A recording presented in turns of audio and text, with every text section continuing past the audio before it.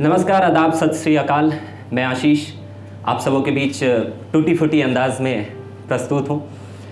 देखिए, मैं कहीं कविता लिख के बहुत नहीं जाता हूँ, बैठ के 2 मिनट सोच लेता हूँ। भैया ने तो इतना देर कर दिया कि मतलब मैं बैठ के 3 बार बाहर से घूम के आ गया, पानी पी के।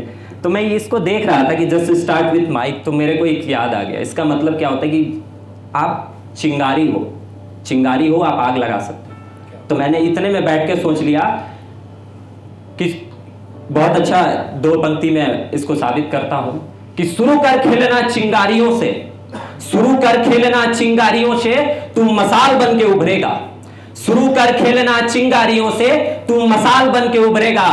अरे देखिए, तारे तो बहुत होते हैं, है ना, तारा का तो आप पता नहीं कर पाते हैं। तो मैं जो शब्दों से बयां करता हूं आप तक पहुंचे तो तालियां चाहूंगा कि शुरू कर खेलना चिंगारियों से तू मसाल बन के उभरेगा। शुरू कर खेलना चिंगारियों से तू मसाल बन के उभरेगा। हर चांदनी रातों में तू ध्रुव बन के चमकेगा, तू ध्रुव बन के चमकेगा। देखिए, आप लोगों ने तो इतने अच्छे भैया बैठे हैं, बहुत अच्छे आप लोगों ने इस प्यार मोहब्बत की कहानियां सुनाए मेरे को। मैं जब मंच पे परफॉर्म करता हूं तो कई लोग कहते हैं कि ये थोड़ा सा गरम मिजाज का आदमी है। तो मैंने उन्हें एक बार मैं मंच पे पटना में ही एक परफॉर्म कर रहा था, तो नीचे से एक सज्जन व्यक्ति जो चीफ गेस्ट थे शायद, आई डोंट नो, तो उन्होंने कहा कि तुम इतने गरम मिजाज वाले कविता क्यों सुनाते हो। तो मैंने कहा कि अगर समाज मेरे गरम मिजाज से सुधर जाए तो मेरे को कोई तकलीफ नहीं है। तो मैंने वहां से माँ के लिए 4 पंक्तियां लिखा कि समंदर भी माँ की ममता की गहराई को न छुपाया, समंदर भी माँ की ममता की गहराई को न छुपाया, हवा के तेज झोंके भी माँ की अटल को न हिला पाया। माँ तो वो मूरत है, माँ तो वो सूरत है जिसे महान कवियों ने भी आज तक अपने कलम से बखान न कर पाया। ये लीजिए, मैं जब ये बोला तो कुछ लोग के मन में ये सवाल आते हैं कैसे कवि ने नहीं लिखा। तो एक बार एक व्यक्ति ने मेरे से सवाल किया कि तुम जो लिखते हो माँ पे, तुम माँ को एक्सप्लेन कर देते हो। तो वहां से मैं 2 पंक्तियां आपके सामने पेश करता हूं, अगर आपको सच्चा लगे तो तालियां बजाइएगा। मैंने कहा कि माँ को एक्सप्लेन करने के लिए दुनिया का कोई शब्द बना ही नहीं है, और 2 पंक्तियां पेश करता हूं कि शब्द ढूंढत दिन रात बीते। मैं जब लिख रहा था माँ के बारे में तो कहा कि शब्द ढूंढत दिन रात बीते, शब्द मिले ना कोई, शब्द ढूंढत दिन रात बीते, शब्द मिले ना कोई, मां के परिभाषा के लिए मां से बड़ा शब्द ना कोई।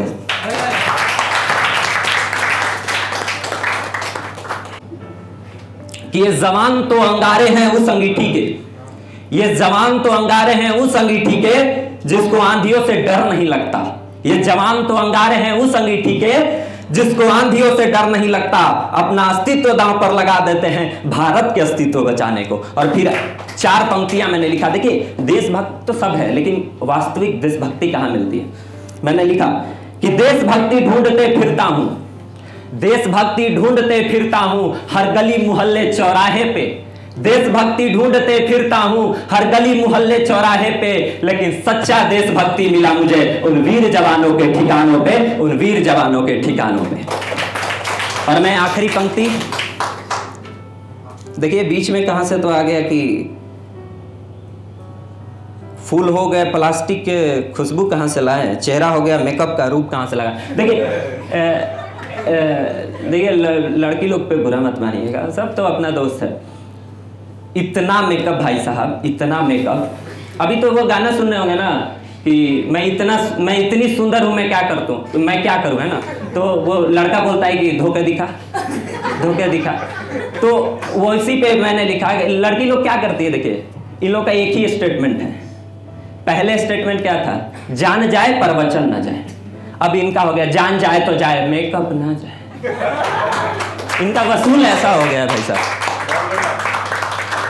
और आखिरी लाइन, मैं जहां कहीं भी जाता हूं, मुझे बिहार में, उत्तर प्रदेश में, हरियाणा में भी एक बार मौका मिला परफॉर्म के लिए, मैं जहां भी पढ़ता हूं लोगों का बहुत प्यार मिलता है। और मैं ये थोड़ा ठोस शब्दों में लिखा हूं कि बेटी तो देश की धड़कन है, बेटियों पे मैं लिखा हूं। और देखिए, आजकल आप भले ही लाख नियम कानून बन गए हैं, लेकिन आज भी भ्रूण हत्या होता है कि नहीं होता है। मैं आपसे पूछना चाहता हूं, एकदम होता है, ये सच्चाई है। तो मैंने लिखा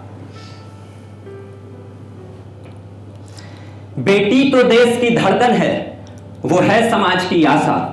बेटी तो देश की धड़कन है, वो है समाज की आशा, वो आंगन की खुशहाली है, वो परिवारों की संगम। अब दो लाइन जो मैं आपके सामने प्रस्तुत कर रहा हूं, इसको मैंने बड़ी शिद्दत से लिखा है। अगर आप तक पहुंच जाए तो तालियां चाहूंगा कि बेटी तो देश की धड़कन है, वो है समाज की आशा, वो घर की खुशहाली है, वो परिवारों की संगम, वो आंगन की तुलसी जैसी, वो कबीरा की चौपाई। वो आंगन की तुलसी जैसी, कौन? बेटी। वो आंगन की तुलसी जैसी, वो कबीरा की चौपाई, वो पवित्र गंगा जैसी, वो बद्रीनाथ की ऊंचाई, वो पवित्र गंगा जैसी, वो बद्रीनाथ की ऊंचाई। और एक आखिरी लाइन पढ़ के मैं जहां भी पढ़ता हूं बवाल मच जाता है। मैं नहीं चाहूंगा कि बवाल मचे। मैं प्रस्तुत करता हूं एक कड़वा सत्य, क्योंकि एक कवि का मेन जो मकसद होता है वो होता है समाज को सुधारना। मैं कड़े शब्दों में एक ही लाइन बस लिखा हूं, सिर्फ एक लाइन कड़े शब्दों में लिखा हूं, और ये सच्चाई भी है। देखिए, आज बेटों के लालच में बेटियों की भ्रूण हत्या की जाती है, इसमें कोई दिक्कत नहीं है।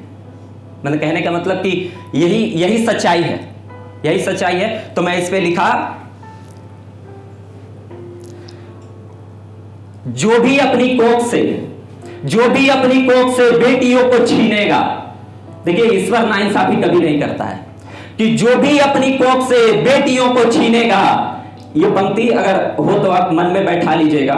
मैं जहां भी जाता हूं, पढ़ता हूं, बहुत प्यार मिलता है। मैं चाहूंगा कि ये आखिरी पंक्ति पे आप सब तालियों और शोर के साथ मुझे आशीर्वाद दीजिएगा कि जो भी अपनी कोख से बेटियों को मारेगा, जो भी अपनी कोख से बेटियों को मारेगा, ईश्वर भी उसकी कोख से बेटे को हरदम मारेगा, बेटे को हरदम मारेगा। बहुत बहुत धन्यवाद आप लोगों का।